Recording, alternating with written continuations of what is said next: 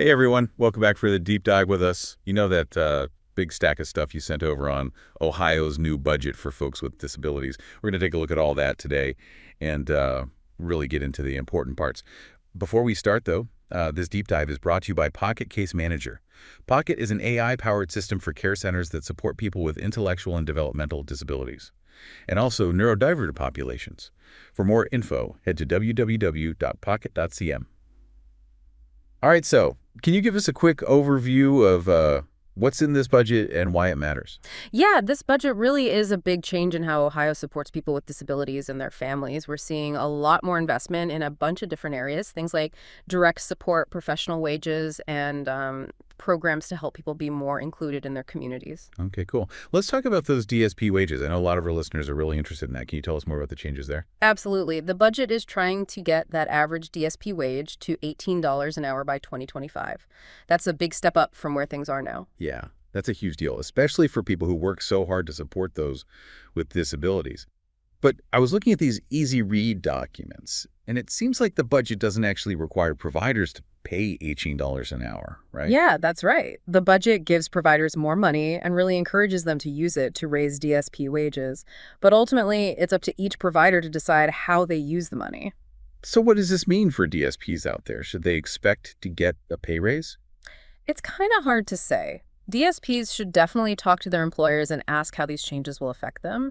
Some providers might give everyone a raise, while others might use the money for other things, like hiring more staff or giving bonuses for those hard-to-fill shifts. The important thing is for providers to be open about it. Right, transparency and communication. Okay, so moving on a bit, I'm also seeing a lot about community integration in these documents. What's the big picture with that? Well, this budget really pushes the idea that people with disabilities should be a part of their communities. It's about getting rid of things that make it hard for people to be included, like buildings that are hard to get into or just the way people think about disabilities. I see. There are some specific things mentioned too, like money for transportation and inclusive recreation programs. That's really cool. Yeah. It seems like this budget isn't just about paying for services, but also about changing how people with disabilities are seen and included. Exactly. It's a move away from thinking about disability as something that needs to be fixed, and more towards making sure the environment is welcoming for everyone. You know, that makes me think of the saying, it takes a village. It sounds like this budget is trying to get the whole community involved in supporting people with disabilities. Yeah, exactly. And that means families, friends, neighbors, businesses, everyone. It's about realizing that we all have a part to play in making communities more inclusive. I love that. Now, one thing that caught my eye in these reports is the focus on technology. The state is putting a lot of money into using technology to empower people with disabilities. Can you give us some examples of that? Oh, there's a lot of potential there. Think about technology that helps people with communication or moving around, or things like smart home devices that give people more control over their environment and help them live more independently. We're even seeing money going towards virtual reality programs. Those can help people develop social skills or practice real-life situations in a safe way. That's amazing. It sounds like technology can really change things for people with disabilities and their families. It can, but it's important to remember that technology is just a tool, not a magic solution. We need to make sure it's being used in the right way and that everyone who needs it can access it. Yeah, accessibility is so important. Now, we've been talking about a lot of good things about this budget, but are there any downsides or things to be worried about? That's a great question. I think one of the biggest worries is how it's actually going to be put into practice. We can have a great budget on paper, but if it's not done right, it won't really make a difference in people's lives. That's so true. Speaking of putting it into practice, I know you've been looking into how this budget might actually work in real life. Can you give us some examples of how it might affect individuals with disabilities and their families? Sure. Let's say you're a parent of a child with autism who needs a lot of behavioral therapy. This budget could mean more money for those therapies, which might mean shorter wait lists and your child getting the help they need faster. Or maybe you're a young adult with a developmental disability who's looking for a job. The budget has money for programs that can help you find a job that matches your skills and what you're interested in. That's fantastic. It really seems like this budget is trying to meet the needs of people with disabilities at all different ages. Absolutely. And it recognizes that everyone with a disability is different, with their own unique needs and goals. So it sounds like this budget has a lot of potential, But like you said, the details are really important. Exactly. We need to pay close attention to how the money is being used and make sure it's actually leading to good things for people with disabilities and their families. Accountability is crucial. And speaking of accountability, I understand the governor himself gave a pretty powerful speech about this budget. What were some of the key takeaways from what he said? He really emphasized that Ohio needs to be a more inclusive and equitable place for everyone. He talked about a bunch of key things in the budget, including some exciting new things in housing, behavioral health, and education. Can you give us some specific examples of those new things? I'm especially curious about what he said regarding setting up a new Department of Children and Youth. Oh yeah, that's a big change. By bringing all the services for children under one department, the hope is to make things more streamlined and effective, a system that really puts children first. It shows how important it is to invest in our kids. That's really interesting. It sounds like the governor's trying to connect the different parts of government and create a more holistic approach to supporting children and families. Exactly. He talked about breaking down silos and working together to help children and families. I'm also interested in what the governor said about changes to nursing homes. I know a lot of families are worried about loved ones with disabilities who live in long-term care facilities. Yeah, he knows that things need to improve in nursing homes. The budget has money for more staff, better training for staff, and stricter rules to make sure residents are treated well. That's good to hear. It sounds like the governor's dedicated to making sure that all Ohioans have access to good care and support. He is. He talked about how important it is to have a system of care that focuses on each person's individual needs and goals. Now, before we move on to some specific examples of how this budget might actually affect people's lives, I want to go back to something you mentioned earlier, the potential downsides or concerns. You talk about implementation, but are there any other potential challenges? Well, I think one of the biggest challenges will be making sure the extra money actually gets to the people who need it most. We need to make sure the money isn't just absorbed into the system without actually making things better. That's a really important point. We need to make sure this funding really changes things. Exactly. And that means careful planning, thoughtful implementation, and keeping an eye on things to see if they're working. And it means making sure that people with disabilities and their families have a say in the process. Absolutely. This can't just be decided by people at the top. We need to make sure people with disabilities can speak up for themselves and help shape the services they receive. Empowerment is key. And speaking of empowerment, I think it's time we move on to talking about how this budget might impact real people in real ways. So we've talked about the big picture of this budget, but I bet you're wondering how it actually affects people in their everyday lives. For sure. It's one thing to talk about money and policy changes, but it's a whole different thing to see how they actually impact people. Right. So let's get down to it. Imagine you're a DSP working at a group home. You're making $14 an hour right now. It's got to be tough to make ends meet on that. This budget could mean a much bigger paycheck, maybe even up to that $18 average. Yeah, that would be huge for DSPs. That extra money could mean being able to afford a car that doesn't break down all the time, or putting some money aside for savings, maybe even taking some classes or training. Exactly. And it's not just about the DSP themselves. Think about what a pay raise could mean for the quality of care they can provide. Maybe they're less stressed about money and can be more focused and energetic at work. That's a great point. When DSPs are supported and valued, it makes things better for everyone. The people they support get better care, families have more peace of mind, and the whole atmosphere in the group home is more positive. It's a win-win all around. And don't forget about the investments in technology we talked about. Those could make a big difference for people with disabilities. Definitely. Let's say there's a young guy with autism living in that group home. He doesn't speak, and it's always been hard for him to communicate what he needs and wants. Imagine if he had a device that could speak for him, or a tablet with software that helps him communicate. That could really open things up for him. He could express himself, connect with people, and be more involved in the community. Now, that's what I call empowering. And think about a family with a child who has a physical disability. They're trying to make their home more accessible.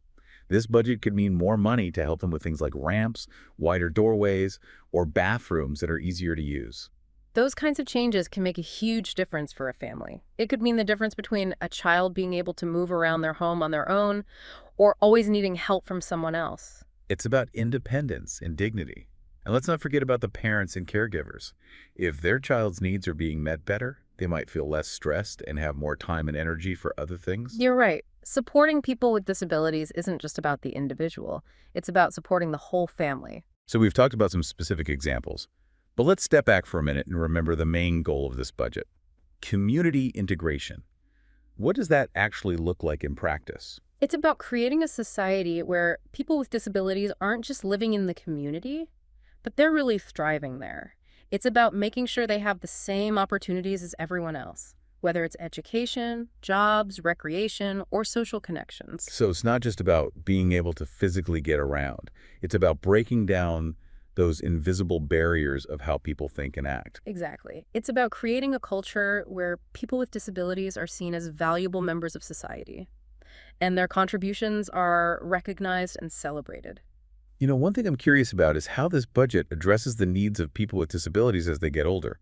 As people age, their needs often change, and they might need more specialized support. That's a really important point, and one that often gets overlooked. While this budget doesn't specifically focus on aging, a lot of the things we've talked about will be good for older adults with disabilities. For example, Well, those higher DSP wages could help attract and keep good caregivers who have experience working with seniors. And those investments in technology could be really helpful for seniors with disabilities to stay independent and live at home.